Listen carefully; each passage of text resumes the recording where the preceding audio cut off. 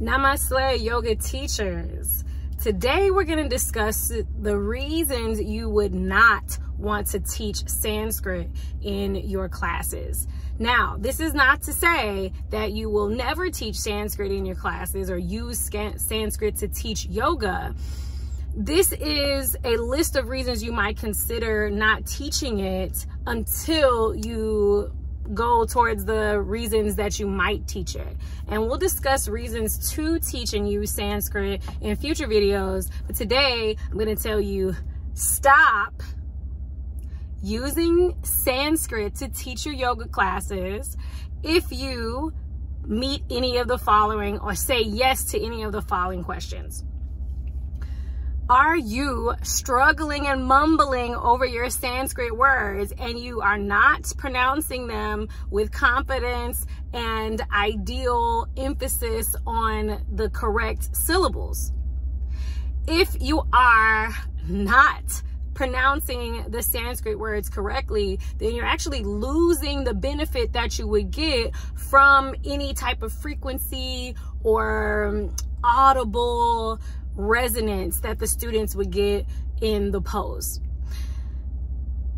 And that's just, it takes away from the experience. Like, if people are hearing you say things and if they're familiar with Sanskrit and they've heard another teacher say the word correctly, or other teachers, or they're familiar with it, then it just subconsciously, it brings up a space where their logical mind is now talking to them and putting them on notice. Like, pay attention, something's not right, because that pronunciation is off. And even if they just come to practice and they're not really worried about it or trying to be a critic or give you feedback, it's just going to naturally come up in their brain, because human brains are always looking for what's not safe. And so if you're not comfortable with the pronunciation of Sanskrit words, just don't say them. You can say the English of the Sanskrit without using the Sanskrit to teach yoga. All right. Next reason that you would want to not teach Sanskrit in your class is if your students are brand new to the practice and very hesitant about yoga. So that can look a couple different ways. If this is a religious class or a religious group of people, hearing words in a different language can, like I said, bring up that red flag. And it really does take a lot of skill to introduce new words.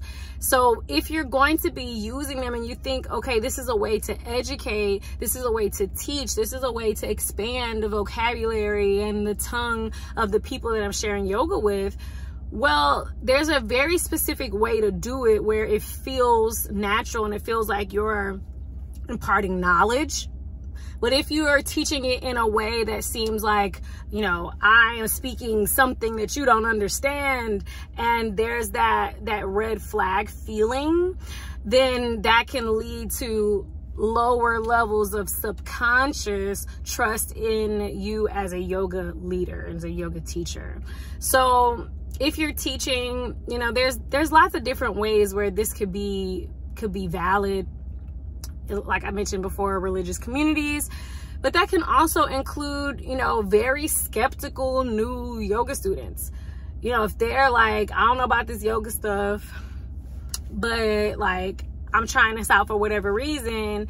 And then it's like, you know, there's all these different components. Not only are they stepping out of their comfort zone in that area, but it can just, you know, depending on how you present it, it really does need to be delicate to present to those types of audiences that are really, really hesitant about this new practice, to add on the layer of a new language that's potentially confusing for them. I also recommend checking out the way, if you're looking to really share Sanskrit and really master your pronunciation, then I do recommend going into that study, really listening to the audible tones and being able to pick up on it. It is a different language. All right. Next reason why you would not want to teach Sanskrit in your class is if you have students that are getting really lost. If you can see in their faces, in their body language, in their energy, that they're feeling confused, defeated, and you're just, if there's a challenging point in the class where you're losing them, then you might like segue into speaking English as a way to share the yoga practice. So I wouldn't use Sanskrit if my students are disconnecting. I would want to connect more and find language that is more of a bridge between myself and them during this practice. And that is how I would support my students, because as a yoga teacher, we are not responsible for the practice. However, we can create the opportunity for them to have a practice that is something that is blissful and that connects them on multiple levels of their being. So the more conscientious you are as a yoga teacher as to how you create that, it really allows for your students to have a unique experience. And it's really beautiful when you are able to use that as a way of classroom management. You might be really excited about Sanskrit and like, yeah, I know all these words and I'm gonna show off my skills, and then you just see that it's not a good fit for your students, so you create alignment by making the shift even midway in class if you need to. And that could be really fun. Or you might choose to start people off slowly with the Sanskrit if you decide to incorporate it, where you may introduce one word and, you know, after a certain period of time, you introduce another word, or you just find really creative ways to weave it in. But I'll talk more about that in an upcoming video where I tell you why and how to use Sanskrit to teach yoga in your class. I am so excited that you're here on the Yoga Queen Academy channel. Please do subscribe.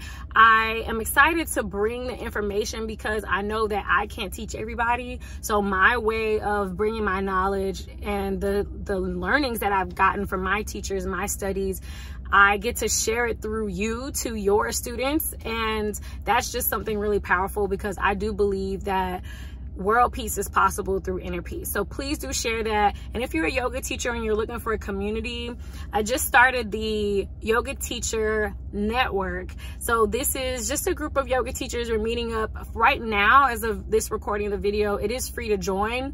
Maybe if we add like perks and different things, it might be a charge one day. I don't know. This is something I'm just letting happen organically, because I've gotten so many requests from yoga teachers to be a part of a community. And then, you know, we promote things like collaboration and asking questions and virtual meetups, and you might be able to get opportunities like free trainings with me, or, you know, learn about different opportunities first and free upgrades or whatever. I don't know. I just want to have fun with it. So if you want to be a part of the Yoga Teacher Network, please do click the link in the caption. And if you have any questions about Sanskrit, have you tried out Sanskrit? What are your stories? What are your experiences? What are your learnings? Please do share in the comments. We have new teachers reading the comments whenever they find this page. So whatever wisdoms you can leave or whatever questions you can leave may actually give insight for people coming in the future. So please do consider leaving a comment or a question, and it is always a pleasure. I am on Instagram at Afro Yoga Queen. Afro Yoga Queen. I believe in sovereignty of all parts of being, so I hope that you are feeling sovereign today, and I will see you in the next video.